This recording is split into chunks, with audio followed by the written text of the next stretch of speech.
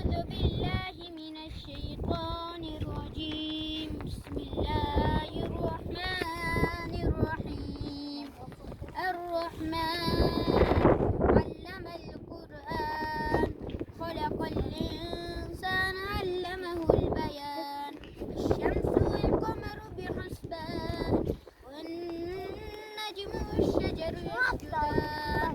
السماء رفعها ووضع الميزان ألا تطغوا في الميزان وأقيموا الوزن بالقسط ولا تخسروا الميزان.